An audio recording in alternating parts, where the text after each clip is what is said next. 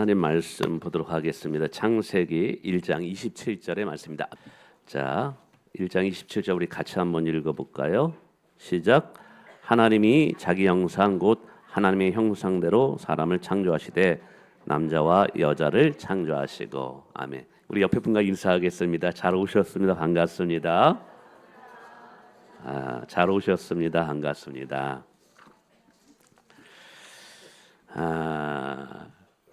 요즘 독감 때문에 많은 분들이 고생한다 그랬는데 오히려 제가 좀 독감에 걸려서 감기에 걸려 고생하는 성도들의 아픔을 좀 제가 이해하게 된 것 같아요. 그래서 몸이 아픈 분들을 위해서 더 많이 기도해야 되겠다는 생각이 들고요. 오늘 목소리가 좀 가라앉고 제가 이 감기다 보니까 목이 막 타서 제가 중간중간에 물을 마시는데 좀 양해해 주시길 부탁을 드리겠습니다. 자, 오늘 함께 은혜 받을 말씀의 제목은 하나님의 형상으로 창조된 나입니다. 세상은 우리의 존재 가치를 외부의 기준으로 평가하려고 하지요. 학생 때는 성적이 좋아야지 칭찬받고, 직장에 들어가서는 인정받아야지 존중받고, 또 어른이 되면 성공해야지 또 인정을 받고 그렇습니다. 이 말은 거꾸로 이야기하면 그렇지 못하게 될 때 우리는 세상에서 쓸모없는 존재가 되고 가치 없는 존재가 되고 잊혀지는 사람이 된다라는 씁쓸한 또 이런 생각일지도 모르겠습니다. 여러분은 어떻습니까? 요 근래 혹시 거울을 보면서 자기의 얼굴을 보시고 나는 가치 있는 존재인가라는 한번 생각을 해보신 적이 있는지요? 뭐 자긍심이 뛰어나고 자존감이 뛰어난 분들은 야, 왜 이렇게 잘생겼지? 뭐 왜 이렇게 이쁘지? 말하는 사람도 있을 거고, 요즘 힘들고 어려운 분들은 내가 왜 이렇게 힘이 없는가? 라고 고민하는 분들도 있겠죠. 근데 성경이 말하는 우리의 존재 가치는 사람들의 평가에 의해서 혹은 내가 얼마나 많은 것을 이루었느냐에 의해서 결정되는 것이 아니라고 말씀하고 있어요. 오늘 이것을 하나님은 이렇게 표현하고 있습니다. 하나님이 자기 형상대로 사람을 창조하시되 하나님의 형상대로 창조하시고. 즉 성경이 말하는 우리의 정체성은 우리가 무엇을 이루었느냐에 의해서 결정되는 것이 아니라 하나님께서 나를 어떻게 창조하셨는가를 이해하게 될 때 우리의 정체성이 확립이 된다는 사실이죠. 하나님의 형상으로 우리를 창조하셨다는 말은 우리가 우연하게 이 땅에 태어난 존재도 아니고 누군가에 의해서 어쩔 수 없이 또 태어난 존재도 아니라는 것이죠. 에베소서 1장에 보면 하나님께서 창세전에 하나님의 깊으신 뜻 가운데 오늘 저와 여러분을 창조하셨다라는 거예요. 근데 창조하실 때 어떻게 창조하셨다고요? 하나님의 형상대로 창조하셨다. 그래서 우리가 지난주 시간까지는 하나님이 어떠한 분인가를 함께 묵상했다면 이제 오늘과 다음 주는 하나님이 창조하는 나, 즉 인간은 어떤 존재인가를 생각해 보기를 원합니다. 그 중에 오늘 가장 중요한 하나님의 형상대로 우리가 창조되었다는 사실을 우리가 반드시 이해하고 넘어가야 될 줄 믿습니다. 자, 그러면 성경은 우리를 하나님의 형상대로 창조하셨다고 하는데 이 하나님의 형상이 뭘까요? 하나님의 형상이라는 것은 단순히 외모가 하나님을 닮았다는 말은 아니에요. 왜냐하면 하나님은 영이시기 때문에 형체가 없으신 분입니다. 그럼에도 불구하고 성경은 우리를 하나님의 형상으로 창조하셨다라고 하죠. 이 부분에 성경 신학자들은 이렇게 말합니다. 인간이 하나님을 닮은 존재로 지음받아 하나님의 성품과 하나님의 인격이 드러나도록 하게 하셨다라는 것이죠. 즉 하나님의 형상은 외모가 아니라 인간의 존재하는 방식이라는 거예요. 하나님께서 인간을 창조하셨을 때 하나님만이 가지고 있는 독특한 하나님의 성품과 하나님의 인격의 요소들이 인간 안에 들어오게 되었다라는 사실이죠. 그래서 우리가 우리를 이해하려면 하나님이 어떠한 분인가를 이해할 때 비로소 우리 자신을 이해할 수 있다는 사실입니다. 아멘. 네, 그렇잖아요. 우리를 이해하려면 우리를 만드신 하나님이 하나님의 형상으로 우리를 만드셨다면 하나님이 어떠한 분을 이해할 때 우리가 우리 자신을 이해할 수 있는 거예요. 그래서 하나님의 형상으로 우리를 창조하셨다는 이 말에는 아주 중요한 인간의 몇 가지의 특성이 있음을 발견하게 됩니다. 첫 번째로는 인간은 인격을 지닌 영적인 존재라는 것이 하나님의 형상 안에 들어있어요. 뭐라고요? 인간은 인격을 가진 영적인 존재이다. 여러분, 하나님은 단순히 거대한 에너지가 아니라 지, 정, 의를 가지신 인격을 가지신 분이십니다. 그래서 하나님께서 인간을 만드실 때 인간의 존재 방식을 하나님의 인격을 담아 창조하셨다라는 거예요. 그러니까 우리 안에는 하나님의 인격의 성품들이 들어와 있는 거예요. 무엇을 통하여? 하나님의 형상을 통하여. 그래서 인간이 단순히 인간의 본능에 이끌려 사는 존재가 아니라 스스로 생각할 수 있고 또한 스스로 자유롭게 선택할 수 있고 선택에 대해서 책임을 질 수 있는 존재가 되었다는 사실이에요. 하나님께서 동물을 만들 때는 하나님의 형상으로 만들지 않았어요. 이것이 동물과 사람이 전혀 다른 이유가 되는 경이로움입니다. 동물은 창조주를 인식하거나 예배하지 못합니다. 왜냐하면 동물 안에는 하나님의 형상이 들어있지 않기 때문에 그래요. 반면에 하나님의 형상을 입은 우리들은 보이지 않는 하나님과 영적인 대화를 나눌 수 있고요. 하나님의 음성에 반응할 수 있고요. 마음을 다하여 하나님을 예배할 수 있습니다. 아니, 이게 어떻게 가능할까요? 바로 하나님께서 인간을 하나님의 형상으로 창조하셨기 때문인 줄을 믿습니다. 그래서 오늘 우리가 이 자리에 나와 하나님을 예배할 수 있고 기도할 수 있고 하나님 앞에 감사할 수 있는 모든 것은 우리 안에 하나님께서 영적인 존재로 우리를 만드셨기 때문이라는 거예요. 두 번째, 하나님의 형상이라는 말 안에는요, 인간은 도덕적인 성품을 지닌 존재라는 의미가 들어있어요. 도덕적인 성품. 하나님은 그 자신이 완전히 선하신 분이고 완전히 진실하신 분이에요. 하나님은 옳고 그름을 자신이 정확하게 구별하시는 분이에요. 그래서 하나님께서는 우리를 당신의 형상대로 창조하셨다라는 이 말 속에는 하나님의 거룩하고 의로운 도덕적인 성품이 우리 안에 들어와 있다라는 의미입니다.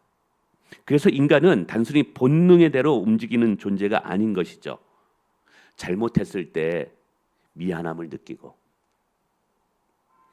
죄를 졌을 때 부끄러워할 줄 알고 그리고 그 잘못을 돌이키고자 하는 마음을 가진다는 사실이에요. 동물에는 이런 게 없어요. 인간에게만 이것이 있어요. 왜 그럴까요? 하나님의 형상으로 우리가 창조되었기 때문에. 그 대표적인 것이 뭐냐면 양심이라는 것입니다. 이 양심이라는 것은 하나님께서 우리 안에 하나님의 형상으로 우리를 창조하셨기 때문에 우리 안에 남겨진 거예요. 우리가 죄책감을 느끼고 회개의 자리에 나오는 것도 우리 안에 하나님의 의로우심을 닮은 도덕적인 성품이 존재하기 때문에 그렇습니다.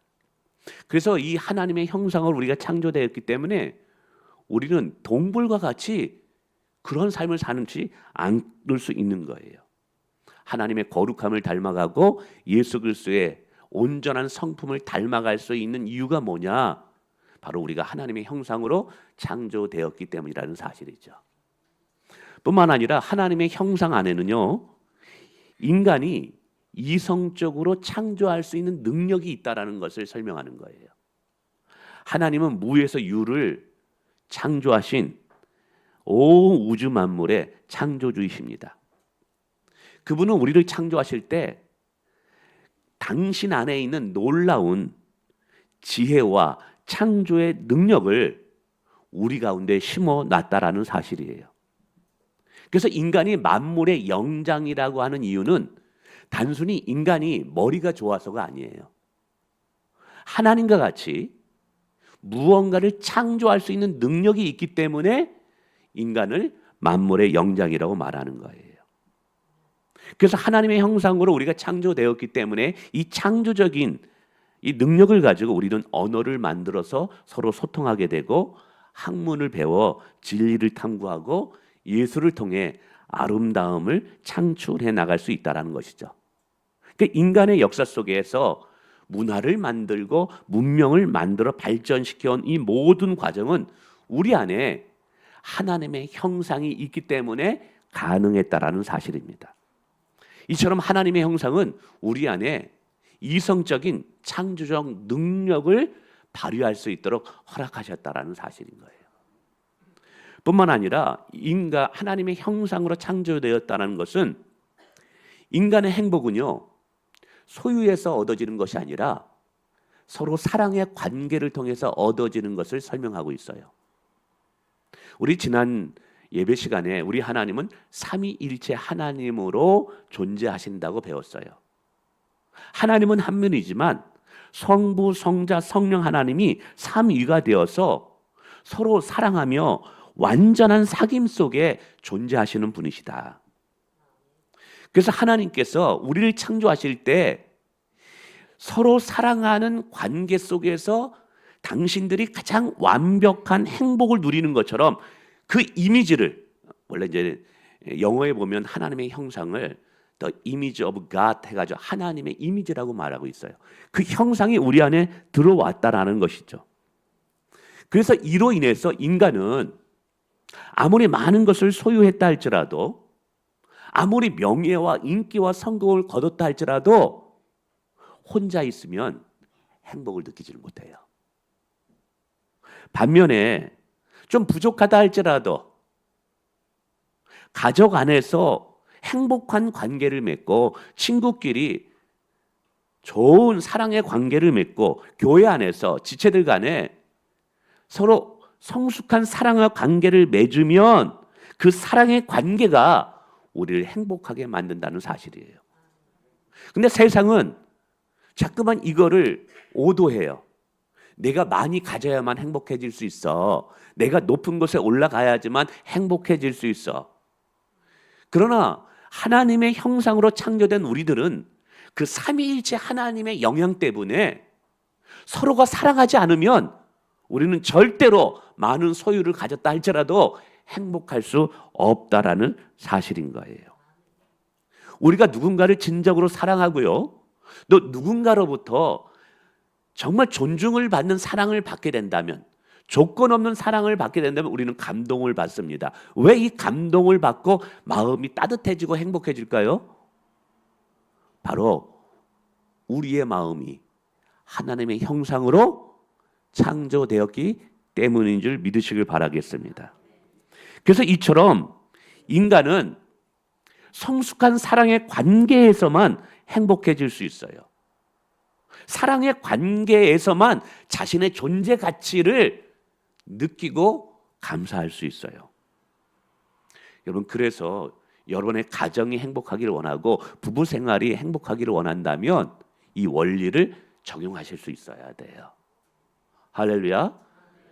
여러분, 삼위일체 하나님이 서로 완벽함으로 서로가 서로를 사랑하셨듯이 그 형상으로 창조된 우리가 진심으로 부부끼리 사랑하고 부모와 자녀끼리 사랑하고 성도끼리 사랑하게 되면 바로 거기가 천국의 삶이 시작된다는 사실을 기억하시길 바랍니다. 그럼 이처럼 우리가 하나님의 형상으로 창조되었다라는 것을 우리가 알게 될 때, 이것은 우리의 삶에 어떤 의미를 가져다 줄까요? 저는 몇 가지로 나누고 싶은데요. 첫 번째로는 우리는 존재 자체로 존귀하다는 사실을 깨닫게 됩니다. 세상은 끊임없이 우리를 저울 위에 올려놓고 평가를 하려고 합니다. 앞에서도 말했듯이 공부를 잘해야 가치 있는 학생이고, 연봉이 높아야 성공한 직장인이고, 건강하고 쓸모 있어야 대접받는다고 생각해요. 근데 하나님은 그렇게 우리를 평가하지 않아요. 너는 하나님의 형상으로 창조되었기 때문에 너의 존재 자체가 소중하고 존귀하다고 말씀하고 있다는 사실이에요. 우리가 하나님의 형상으로 창조되었기 때문에 우리가 위대한 업적을 남기지 못한다 할지라도, 심지어는 우리가 병들었다 할지라도, 우리가 실패했다 할지라도 하나님 앞에 우리는 소중한 존재라고 말씀하고 있다는 사실이죠. 할렐루야. 그래서 우리의 가치는요, 내가 무엇을 이루었느냐에 의해서 결정되지 않아요. 하나님께서 나를 하나님의 형상으로 만들었다는 이 사실 위에 우리의 가치가 세워지고 있다는 사실이죠. 여러분 한번 생각해 보세요. 명품 옷이 있다고 생각해 보세요. 근데 명품 옷이 무엇을 했기 때문에 그것이 귀한 것이 아니라 장인이 그 명품을 옷을 만들었기 때문에 그게 가치가 있는 거예요. 하물며 가장 명품을 만드실 수 있는 만물의 창조주 하나님이 오늘 저와 여러분을 만드셨다면, 여러분 우리의 인생은 어떨까요? 하나님 앞에 최고의 걸작품이 되는 줄 믿으시길 바라겠습니다. 여러분 우리의 인생이 때로는 사업이 실패했다고 해서 우리 안에 있는 하나님의 형상이 무너지나요? 아니잖아요. 내가 건강을 잃어버렸다고 해서 내 안에 있는 하나님의 형상이 무너지나요? 아니잖아요. 내가 병들었다고 해서, 내가 쓸모가 없어졌다고 해서, 많은 돈을 못 벌어온다고 해서 내 안에 있는 하나님의 형상이 깨어지나요? 아니잖아요. 그래서 오늘 저와 여러분의 하나님 앞에서 가치는 세상이 말하는 그 기준과 전혀 상관없이 그 자체로 소중한 줄 믿으시길 바라겠습니다. 근데 이 형상이 훼손되게 하는 것이 한 가지가 있어요. 그게 뭐냐면 죄라는 거예요. 죄. 그래서 우리는 죄로 훼손되었으나 여전히 구원이 필요한 존재임을 하나님의 형상이 말해주고 있어요. 일반적으로 성경주의 신학자들은 하나님의 형상은 죄로 인하여 훼손되었지만 결코 제거되지는 않았다라고 표현해요. 그러니까 하나님의 형상이 이런 거죠. 거울이 있는데 깨졌어요. 그렇지만 깨졌다고 해서 거울이라는 그 본질은 사라질까요? 안 사라질까요? 사라지지는 않아요. 깨진 거울을 가지고도 볼 수가 있어요. 마찬가지라는 거죠. 오늘 죄로 인해서 우리의 형상이 비록 훼손되어졌지만 완전히 제거되지는 않았다라는 사실이에요. 근데 이것이 중요한 이유는 뭐냐면 여전히 그래도 우리 안에 하나님의 형상이 남아있기 때문에 하나님은 우리를 버리실 수 없다는 사실이에요. 우리 안에 하나님의 형상이 있기 때문에 우리가 실패했다 할지라도, 우리가 쓸모없다 할지라도 하나님은 우리를 폐기물처럼 다루실 수 없다라는 사실이에요. 우리 안에 하나님의 형상이 있기 때문에 우리는 여전히 하나님의 사랑의 대상이 되고 구원의 대상이 되고 하나님은 우리를 결국 포기할 수 없는 존재라는 사실을 기억하시길 바라겠습니다. 그러면 이 깨어진 하나님의 형상이 어떻게 회복될 수 있느냐? 성경은 예수 그리스도 안에서 온전히 회복되어질 수 있다고 말합니다.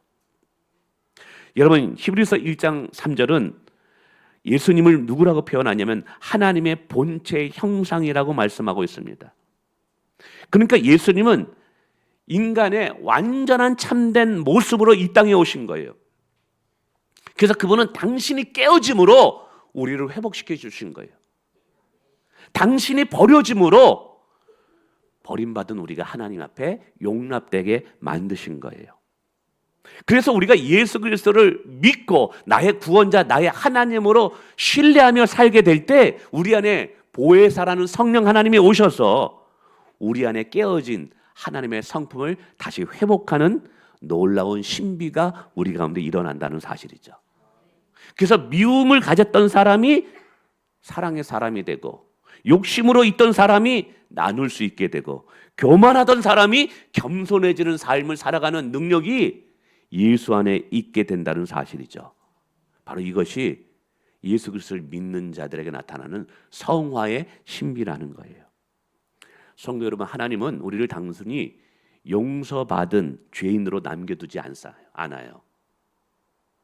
보혜사 성령님을 통하여 영광스러운 하나님의 형상으로 빚어간다는 사실입니다. 그래서 오늘 우리의 인생 가운데 때로는 깨어져 버린 나의 모습을 볼 때가 있어요.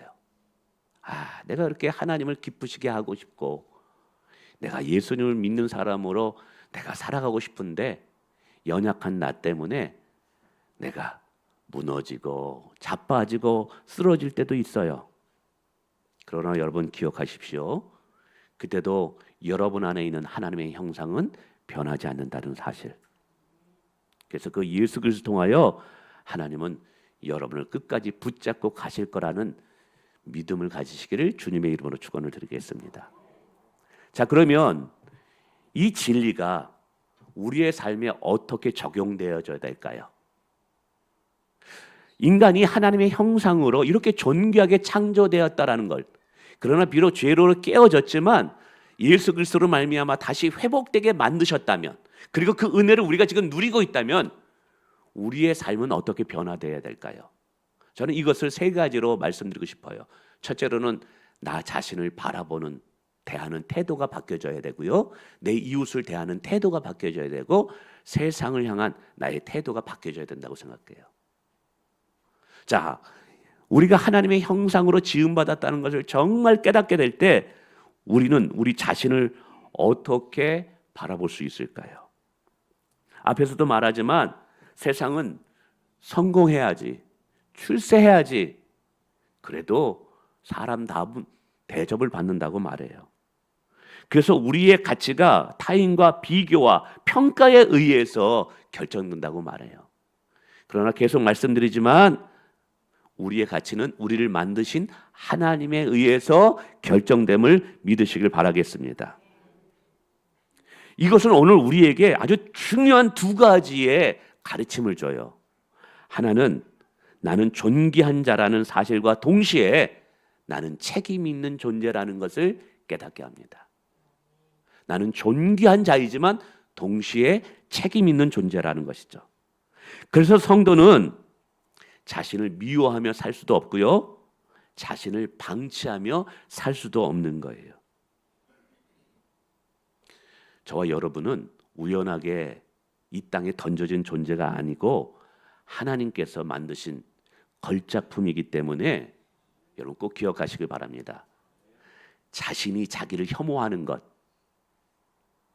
낮은 자존감과 열등감 때문에 자기를 자학하는 것, 그거는 겸손이 아니라 하나님의 형상으로 나를 창조하신 하나님의 창조를 부정하는 태도라는 거예요. 아멘. 여러분, 우리는 부족해요. 우리는 넘어지기도 해요. 우리는 실패하기도 해요. 그러나 우리가 하나님의 형상으로 창조되었기 때문에 우리는 결코 영원히 버려질 인생은 아니라는 거예요. 우리 안에는 여전히 하나님께서 하나님의 형상을 남겨놓았습니다. 그래서 오늘 저와 여러분은 존귀한 분이에요. 오늘 저와 여러분은 하나님의 사랑을 받아야 할 자들인 거예요. 그러므로 이것을 깨닫게 되면 여러분은 여러분 자신을 소중히 여기시기를 주님의 이름으로 축원을 드립니다. 여러분의 삶, 여러분의 하루하루는 그 무엇보다 소중하다. 여러분 기억하시길 바랍니다. 내가 소중해야지. 그걸 깨달아야지 남도 소중함을 깨닫게 되거든요. 두 번째는 그럼 내 이웃을 어떻게 대해야 될까요? 여러분 내가 하나님의 형상으로 창조되었다라는 것은 내가 무엇을 했기 때문에 무엇을 이루었기 때문에 내가 소중한 존재가 아니라 그냥 하나님이 하나님의 형상으로 창조되었기 때문에 나를 소중하게 여긴다. 나의 존재 자체가 소중하다. 아멘. 그래서 나를 바라보는 태도를 바꾸지만 동시에 내 옆에 있는 다른 사람을 대하는 태도도 완전히 바꾼다는 사실이에요. 할렐루야. 여러분 인간의 존엄은요, 인간의 가치는 사회적 합의나 어떤 권리의 협약에서 나오는 게 아니에요. 모든 사람이 하나님의 형상으로 동등하게 창조되었다는 이 진리에서 모든 인간은 다 소중한 거예요. 이 진리를 온전히 깨닫게 되면 우리는 어느 누구도 차별할 수 없어요. 어느 누구도 무시할 수 없어요. 돈이 적다고, 몸이 병들었다고, 장애인이라고 우리가 함부로 대할 수 없어요. 왜요? 그 안에는 무엇이 있기 때문에? 하나님의 형상이 있기 때문에 그래요. 여러분 학력, 재산, 스펙, 여러분 이건 하나님 앞에 중요하지 않아요. 하나님 앞에 중요한 것은 저 사람이나 나나 하나님께서 하나님의 형상으로 빚어진 하나님의 작품이라는 것이 중요한 거예요. 우리가 이 사실을 진짜 깨닫게 된다면 옆에 있는 사람들과 경쟁이나 이용의 대상으로 그 사람을 보지 않아요. 내 목적을 이루기 위해 누군가를 도구로 사용하지 않아요. 그가 어떠하든지 어떤 모습이 있든지 그 사람을 진짜 존중해주고 보호해야 할 대상으로 대한다는 사실입니다. 여러분 예수님께서 말씀하셨어요. 내 이웃을 어떻게 살아? 내 몸과 같이 사랑하라. 여러분 이 말은 내 이웃에게도 너와 같은 하나님의 형상이 있다라는 말이에요. 그래서 이것을 깨닫게 될 때 우리는 이웃을 조건 없이 사랑할 수 있다라는 것이죠. 그래서 말합니다. 이웃을 향해서 옆에 있는 사람을 향해서 함부로 판단하거나 저주하거나 무시하는 말은요, 내 성격의 문제가 아니라 그를 만드신 하나님을 모독하는 행위와 같은 거예요. 꼭 기억하십시오. 내 옆에 있는 사람을 함부로 대하는 태도, 가볍게 대하는 태도, 그거는 그 사람을 무시하는 것이 아니라 하나님의 형상으로 그 사람을 창조하신 하나님을 무시하는 행위인 거예요. 한번 생각해 보세요. 제가 멋진 작품을 많은 시간을 들여 공들여 만들었어요. 근데 누군가가 와가지고 그거를 발로 뻥 걷어차면서 다 파괴하고 무너뜨렸다라면 제가 어떨 것 같아요? 굉장히 마음 상하고 가만히 있지 않을 거예요. 근데 옆에 있는 분 보세요. 하나님의 형상이 보입니까? 보여야 됩니다. 옆에 있는 한 사람 한 사람이 하나님께서 자신의 지혜를 총동원하여 최고의 걸작품으로 만들어 놓은 존재, 심지어는 자기 아들 예수 그리스도를 십자가의 죽음인서까지 최고의 걸작품으로 만들어낸 존재가 내 옆에 있는 형제 자매예요. 근데 그런 형제 자매를 향해서 함부로 대한다고요? 내 얕은 수단으로 비판하고 판단한다고요? 그것은 그 사람을 판단하고 비판하는 것이 아니라 그를 창조하신 하나님을 판단하는 거예요. 그래서 야고보는 이거 굉장히 교만한 것이라고 설명하고 있다는 사실이에요. 사랑하는 성도 여러분, 내 안에 하나님의 형상이 있기에 내가 소중한 것처럼 내 옆에 있는 지체도 하나님의 형상으로 창조되었기에 소중히 다뤄야 할 지체임을 꼭 기억하시기를 주님의 이름으로 축원을 드립니다. 마지막으로 세상을 대하는 태도는 어떠해야 될까요? 하나님의 형상으로 지음받은 우리는 세상의 구경꾼으로 부름받은 게 아니에요.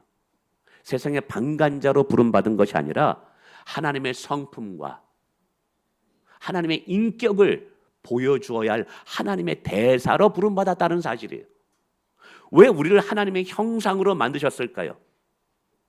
이것은 마치 거울이 빛을 반사하듯이 하나님의 형상으로 만든 내가 하나님의 영광의 빛을 세상 가운데 비추도록 우리를 창조하셨다는 사실이에요. 할렐루야.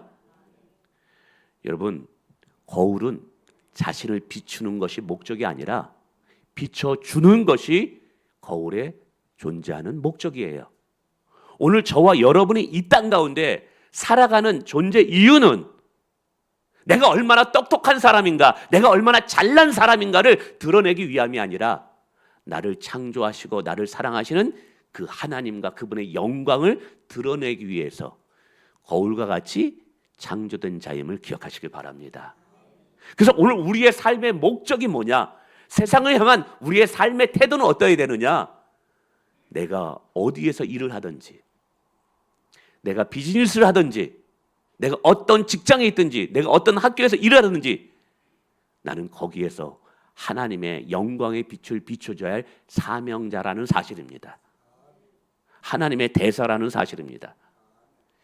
여러분 가정에서 부모로 계시죠? 자녀들에게 하나님의 사랑이 어떠한가를 보여주시길 바랍니다. 이런 직장에서 부하 직원들, 동료들 있습니까? 여러분의 삶을 통해서 하나님이 어떠한 분인가를 삶을 통해서 보여주시기를 원합니다. 이것이 하나님께서 우리를 창조한 이유라는 것이죠. 여러분 말씀을 맺습니다. 우리는 그저 하루 먹고 살다가 죽는 존재가 아니라는 거예요. 우리는 숨쉬는 하루하루가 하나님의 부르심의 소명자라는 사실입니다. 거울이 자기를 비추는 것이 아니라 빛을 반사하는 듯이 오늘 우리의 삶의 목적도 하나님과 하나님의 영광을 반사하는 존재가 되기를 원합니다. 그리고 여러분 한 사람 한 사람이 얼마나 하나님 앞에는 소중한 존재임을 깨달을 뿐만 아니라 또한 내 옆에 있는 지체도 소중한 존재임을 알고 그 한 사람 한 사람을 그가 가진 모습 때문에, 그가 가지고 있는 재물 때문에 그를 존중히 여기는 것이 아니라, 그가 쓸모 있기 때문에 그를 귀하게 여겨주는 것이 아니라 그것과 상관없이 존재하는 그 자체로 소중하게 여길 수 있는 저와 여러분 되시기를 주님의 이름으로 축원을 드립니다.